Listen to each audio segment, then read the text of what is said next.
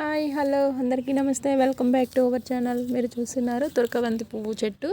తురకబంతి పువ్వులు కూడా వచ్చేసినాయి మన తోటలో. ఇది నేను చెట్టుని కొమ్మ తీసుకొచ్చి ఒక చెట్టు దగ్గర ఉన్నటువంటి కొమ్మని తీసుకొచ్చి పెట్టాను. ఆ కొమ్మ బతికేసి దానికి మళ్ళీ కొమ్మలు వచ్చేసి ఇలా పువ్వులు అయితే వచ్చేసాయి. పువ్వులు హార్వెస్ట్ చేయడం కూడా జరిగింది. ఈ హార్వెస్ట్ చేసి దేవుడికి కూడా పెట్టడం అయితే జరిగింది. ఇది మొగ్గ, ఇవన్నీ మొగ్గలే, చాలా మంచిగా వచ్చేసినాయి పువ్వులు. మనం హార్వెస్ట్ చేసేసి దేవుడికి అయితే పెట్టాము. మొన్న సూర్యుడి యొక్క రథానికి కూడా ఈ పువ్వును అయితే పెట్టడం అయితే జరిగింది. దేవుడికి ఈ పువ్వులు పెట్టడం జరుగుతుంది. ఈ పువ్వులు చాలా కలర్ఫుల్గా ఉంటాయి, చూడడానికి చాలా అందంగా అనిపిస్తాయి. అన్ని మొగ్గలు అయితే బాగా వచ్చేసినాయి.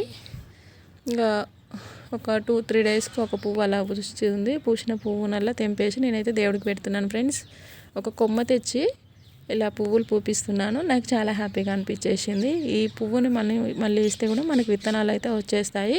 కానీ విత్తనాలు లేకుండా ఒక కొమ్మ ద్వారా ఈ బంతి చెట్టును పెట్టేశామన్నమాట.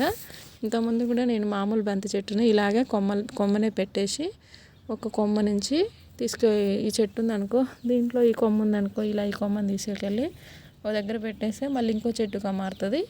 అలా ఇంతకుముందు కూడా పెట్టాను. అందుకనే అది పెట్టాను కాబట్టి దీన్ని కూడా అలాగే ఇది ఇంటి దగ్గర నుంచి ఊరు వెళ్ళినప్పుడు ఊర్లో చెట్లు ఉంటే ఆ చెట్టు యొక్క కొమ్మను అయితే తీసుకొచ్చి ఇక్కడ పెట్టేస్తే మనకి ఇప్పుడు మంచి పువ్వులను అయితే ఇస్తుంది friends. Okay friends, boy friends.